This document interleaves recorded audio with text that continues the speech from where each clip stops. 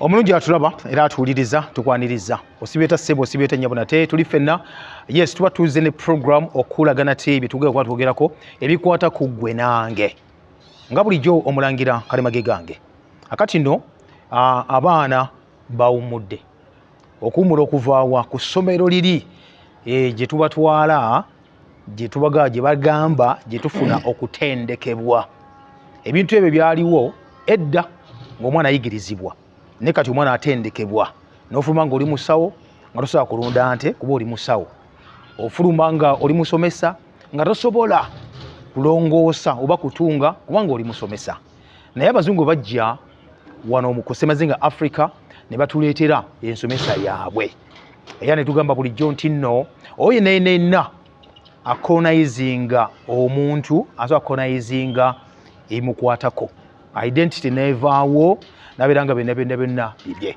omuntu otwayamu n'ensoma mu ebyo ebintu omuzungu bye yafugira ddala naye waliwo bannaffe abagamba nti tulina okuddayo ku nnono ziri kuba bakirabye nti omwana bamutrayininga naye ne baba bamutrayininze n'abeera nga afuluma n'anoonya omulimu kuba batutrayininga kunoonya mirimu si kutandikawo mirimu nolwensonga eri mu studios nina omwami Kirumira Daniel musajja mwogezi is a speaker ate era muzadde n'ekikulu ennyo alina n'essomero baliyita Wealth Within Kids School kitegeeza gye tubuulira naye n'ekirala ekikwagana ku kibayita homeschooling okusomesa omwana tamutte ku ssomero liri lyeggambyeko ery'abazungu naga nti omwana avayo bulungi asomesa ebintu biyitirivu nnyo nnyini ddala tusansa okulaba ku ssebo kale sebo mujebale kale sebo nawe jebale kale sebo Kirumira Daniel mwogeddeko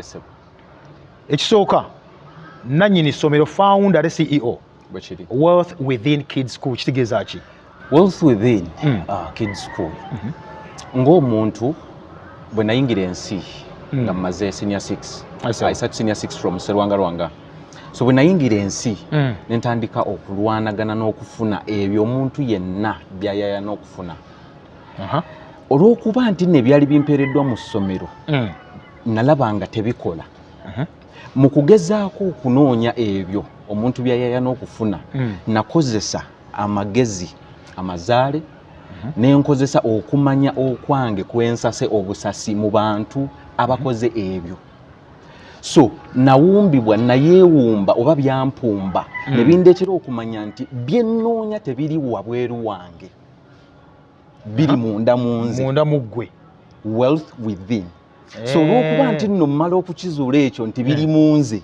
ngamba no tekirina kukoma ku nze nyina okubuusa oba okusomesa abalala nti byonoonya tebiri wabweruwo biri munda mu ggwe wealth within. Lwaki kids well ng'omwana saafuna mukisa ogwo okubangulwa nga nkyali muto okutegeezebwa nti kyonna kye nandyagadde okufuna mu bulamu nyina kukitandikako kati mu buto bwange so nenkula nga nzimba ekyo kyokka eky'omuwendo kye nnoonya oba ekiri mu nze nsobole okukizimbulukusa nkiwe ensi empe ebyo bye nnoonya nga otandikira mu baana nga ntandika ng'omwana kati olw'okuba saafuna mukisa ogwo ng'omwana nagamba no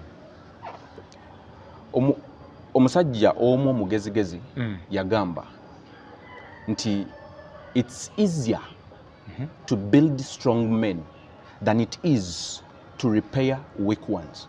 Kyangu nnyo okuzimba omusajja ow'amaanyi okusinga okuddaabiriza ono amenyese webale nnyo so nendabanga bwe mba wakutuukiriza obuvunaanyizibwa obwo bwe mpulira mu nze nyina kukwata ku mijiji mito tusobole okuzimba abasajja abagumu okusinga obudde buno we tulaba nti tuli mu kutereeza abo abayewetedda so that is wealth within kids kwe kutandika n'abaana ddala abange abawo Daniela ne Derek bali batya balungi nnyo mbalaba ddala kino kyangu nnyo bakizibu kubanga natunira nnyo kisooka wakizuula ddi nti bino bye wasoma kubanga otugambe wali mu secondary simanyi oba wayigenako waddala ebwe n'ogaana bye nasoma tebikola wakizuula ddi nti bye batusomesa byali ddala tebikolera ddala tebina makulu? Nkizuula nfulumya essomero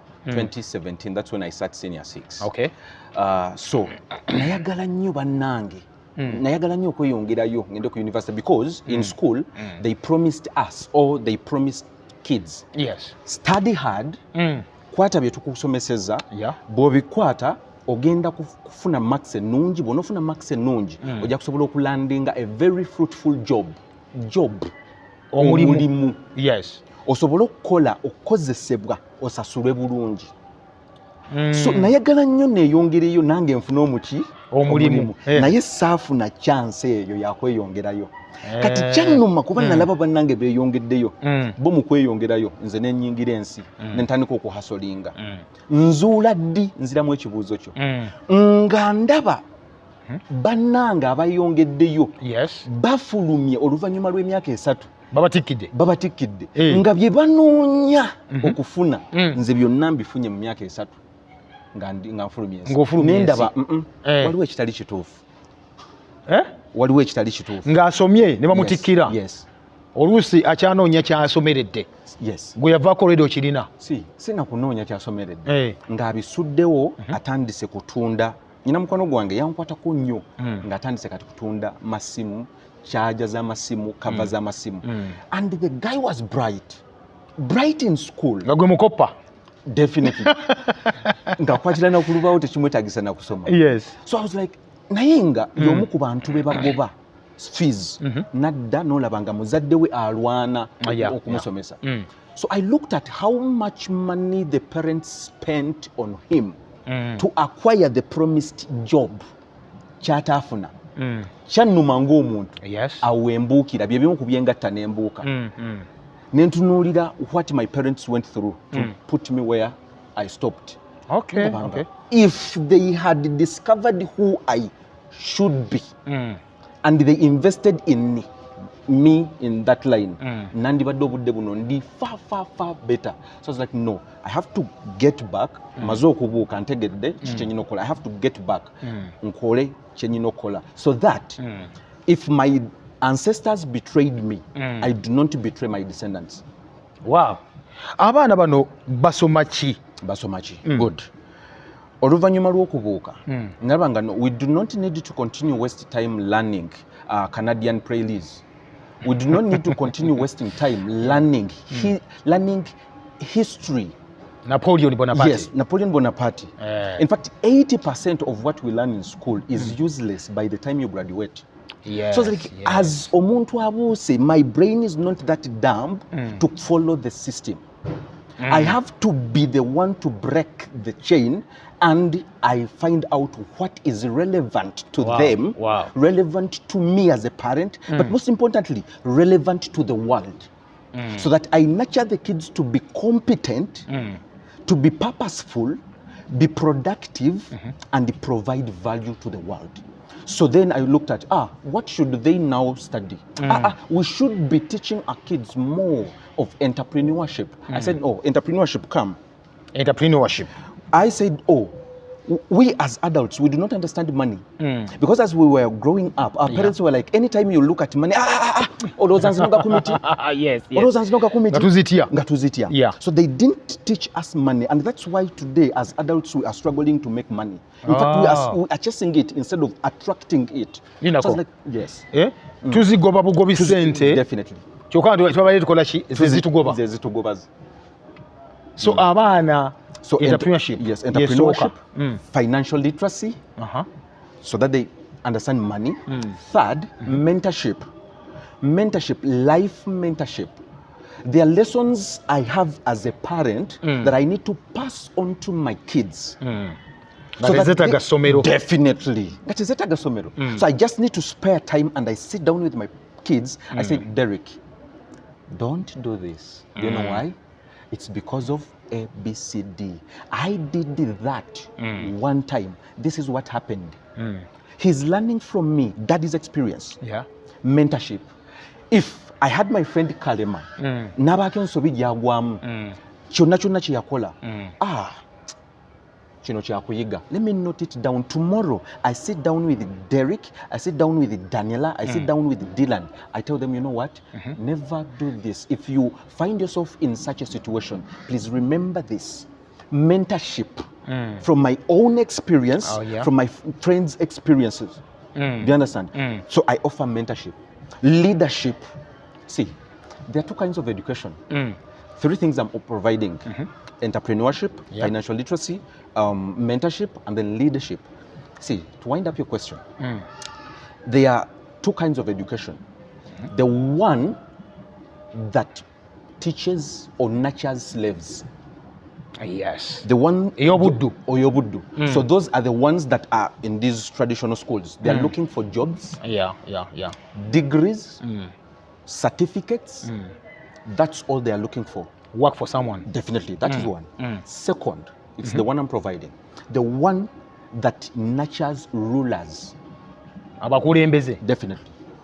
It provides business, it teaches business, it teaches strategy, it teaches like control. How do you control the world? What do you need to have so that you're in position to control the world? But not to follow rules. So we break the rules and we set new rules. Wow. Tutandika ku myaka emeka ekintu kino? Such a fundamental question, Mr. Kalema.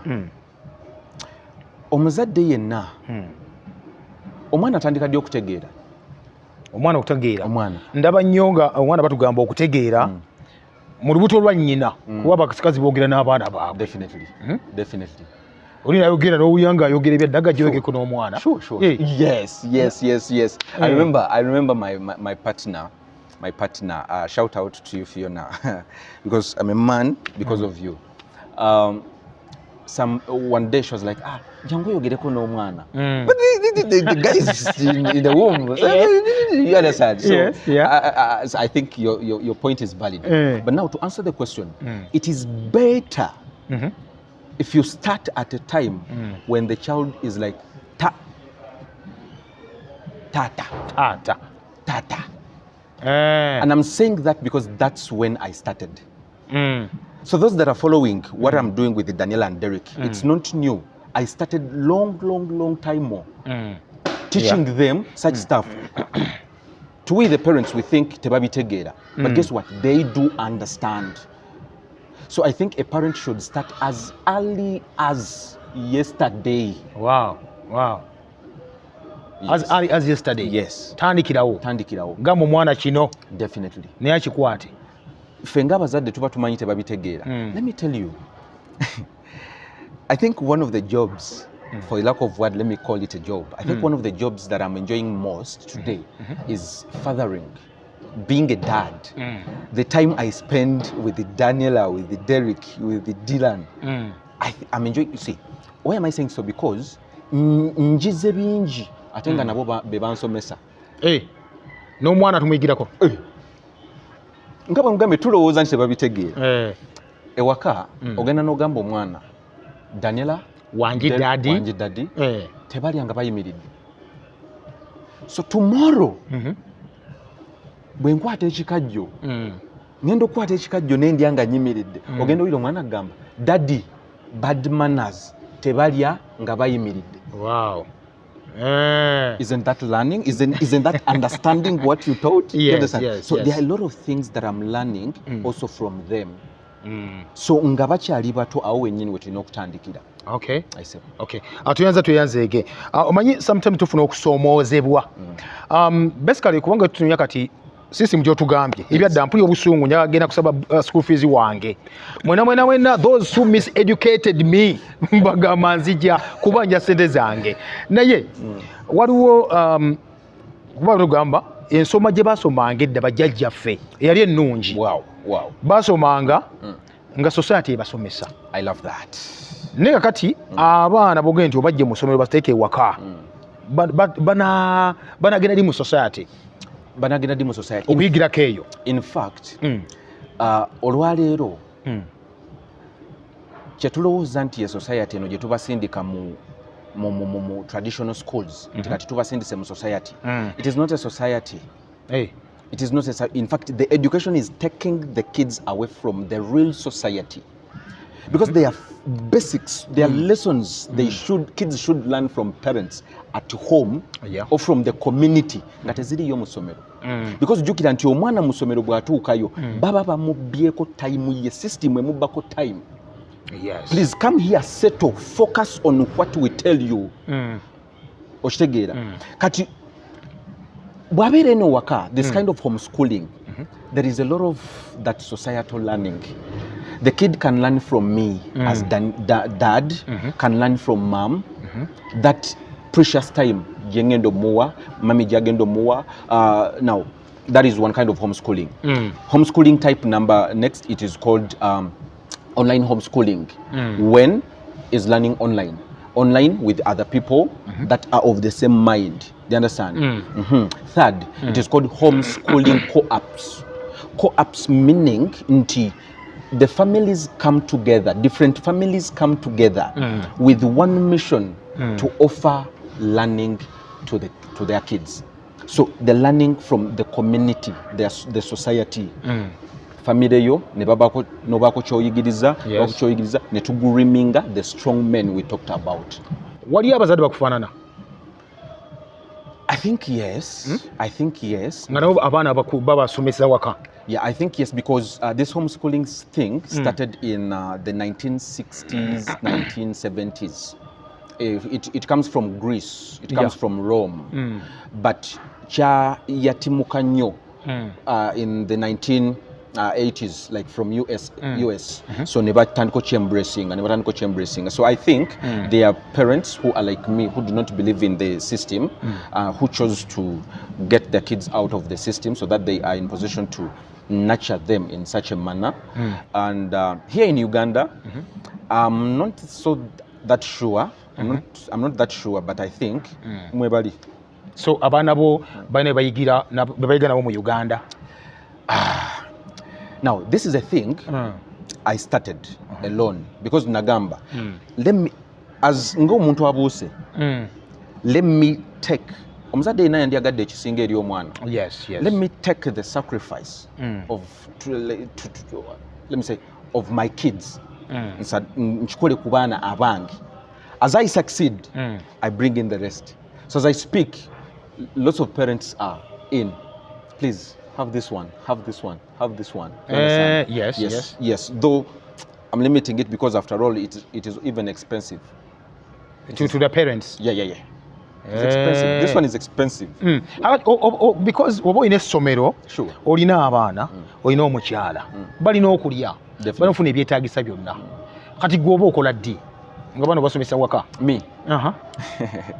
See, Mr. Kalima, that's why I do not believe in the education system. Because see, we are not meant to look for what to do outside us. What to do is inside us. What I do as a thing I enjoy, as I said, fathering, I'm enjoying it, but guess what? As I'm enjoying a thing, someone is knocking. Daniel, please, how can I pay you so that my kids join you? Isn't that a little anti-earning? Okay. Abaana bano bayiga kulima because this is the backbone of our country. Nti obulimi. Because ebimu ku ebyo batunuuliza. Nti omwana ekulya emmere evaawa. Emmere eva mu nnimiro. Tuyina ennimiro. Bakola ku practicals bwe zityo. Yeah, sure bazikola. Era byebimu ku bintu omuzadde yenna ayinza okwagala okukola ekintu kino byalina okweexposinga eri omwana. Because guess what? At that age, we are trying to figure out who is the kid exactly. Omwana ono yani. So you have to expose that mwana to a lot of things. Bwalima, bwazanyako ku mupiira, bwazanyako ne banne yeegoba, bwakola bwawata, bwayoza ku motoka. So olabe kiki kyamalirako ennyo obudde. Kiki kyayagala ennyo okukola. Nomanya because kana wononyo okusportinga obwagazi bwe buli wano amaanyi ge gali wano naye ng'anyumirwa nnyo kino. Like for me, Derek at home, every single day, like a few things I'm going to mention. Number one, I have an home office. I have a home office. So these kids have grown up seeing me in the office most of my time reading. So even them twagala naffe kusoma. Daddy okola ki business mundeke njagala kumfulumye nkole business ndi mukola business. Daddy naffe twagala kola business. You understand? Yes. Derek bwalabe emmotoka ewaka eddugala oba eddugala oba etukula daddy njagala kwoza mmotoka. So one day the mom was like, naye why obadde kigwayo noona amazzi? No, see, I don't know why he loves washing the car. You never know. Ayinza okubanga that's gonna be his business, his passion, because after all I know people who are generating millions of dollars from that. You understand? So tumuleke Daniela, daddy njagala kufumba, mami anganye mbufumbe na nyanga. See, sweetheart, come closer. See, kola naye.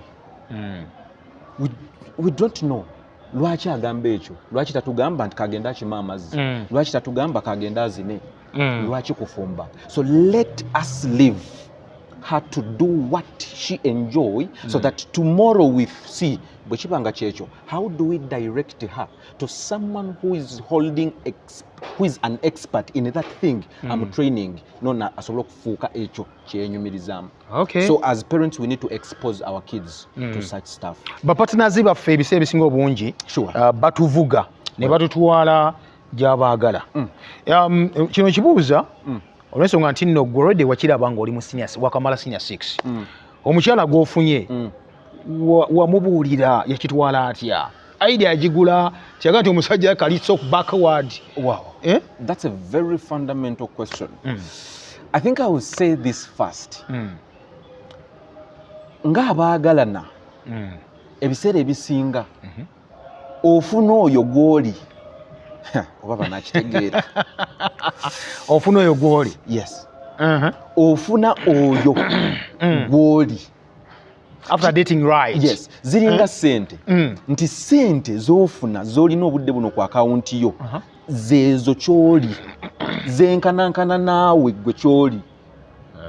So lwaki kino nkireese nti omwagalana nga bw'ombuuzizza ebiseera ebisinga okubeera nga mukwatagana nga mukwataganye kirina okuba nga like oli ali ekyo gwe kyoli mwene byemufaanaganya. So nze nga nze bwe nakireeta in fact ye yali akiyina mu ye nga takyagala naye nga takiŋŋambanga. Kati ate bwe tumala okyogerako what happened? Said I think yes. Now Daniela and Derek baali bagenzeko ku ssomero. Yes. Wabajjayo bujja. Daniela yatandika mwaka guwedde baby. So guno mwaka abadde amaliriza middle. Derek yatandika guno mwaka baby. Guno mwaka abadde amaliriza baby. So our goal me and her was tubajjeyo next year. So she was the one now pushing me. But this thing, there is something wrong. We need to take action. We need to be speed. You understand? Yes. So nolabanga kati ate yakupushinga. So netumala we reached the same decision netuba pulling out. So kiba ekintu kino nga munakikola mwina okubeera nga mwenna mutunuddemu ango yeemu. Enkya bwe mubanga bakuganyulwamu muganyulwamu wamu ate era bwe muba bwakwejjusa mwejjusiza wamu. Because it should be a common decision because you are going to do whatever you are doing together. Because guess what? Abantu abasinga abagoberera balowooza nti abaana nze mbasomesa nobasomesa. I rarely spend time with them. Kikibani basomesa balala? Mama waabwe. Oh, mama, yes, yeah. So olaba partnership eyo gitogeddeko. I have a role to play as a dad. She has a role to play as a mom. Abakazi bakyalisangirwe bwe batyo? I think gyebali naye kati ensonga nga zino muba mulina okula ng'abantu ababiri okula ne mutunula wagye mulaga kubanga ebiseera ebisinga ekintu ekiremesa abantu okutambula mu layini y'emu butatunula butakula ne basalawo batunule wagye balaga. Okay. Oli muwandiisi. Definitely. Bitabo ki biwakawandiikayo? first, I'm the founder of Wealth Within. Wealth Within, this is an umbrella through which I help sales professionals, I help business owners, thought leaders to sell more to their clients, sell more to fewer clients while charging higher prices. So you sell more, but to fewer clients while charging higher prices. So that you're in position to generate a lot of revenue and enjoy more profit. So in that line, I've penned down the referral secrets. I've penned down make more sales. So referral secrets, you sell more. Tutunulira abo bokka abatono ba customer boyina. Obazimbi otya notandika ne batandika okuwa abalala. So that's where referral secrets come in, make more sales, then also idea generation and monetization, then also these kids' books. Okay. Yeah, these ebitabo bibisangibwa wa era tubigula sente mmeka? Ebitabo byange like biri referral secrets change ogendeko. Byonna byewandiise. Yes, byonna byempandiise. Bisangibwa ku Gundi yange. Page yange. There is a link where you can as well log in and have access. Buy. There are different links where you can log in and buy. Okay. Then also from me, if you happen to follow me on my social accounts, you're in position to see my number, you DM and you order. Okay. Okay. Tebiri mu bookshops zino. Yeah. Ezaffe zino tebiriimu. Yes. Oh, lwaki? Wakikola bwotyo purposely kola ki? Yeah, mbadde nkyakikoze bwentyo. Tekiriimu kali. Yeah. Okay. Tukwebaziza nnyo nnyini ddala kuba tuli naawe olunaku olwaleero.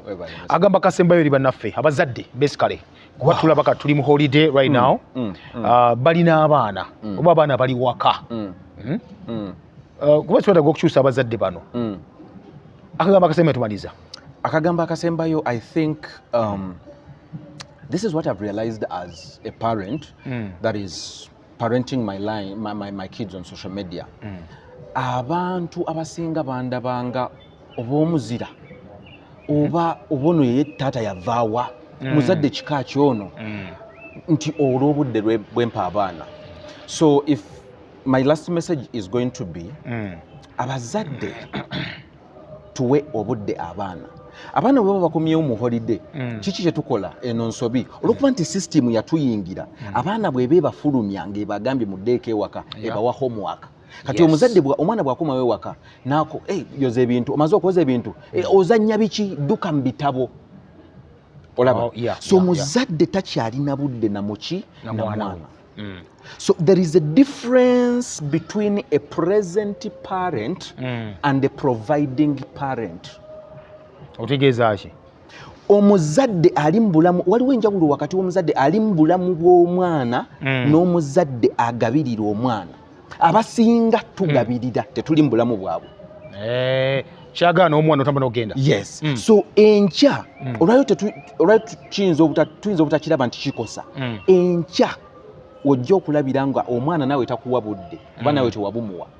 So olwaleero kyankizo twongere okuwa abaana fees, okubagulira emmere, shelter, whatsoever. But have a time as a parent, sit down and humble yourself ku level y'omwana abeere mukwano gwo, omubuuze naye nnyumizaamu ku bulamu bwo. Naawe omunyumize obubwo.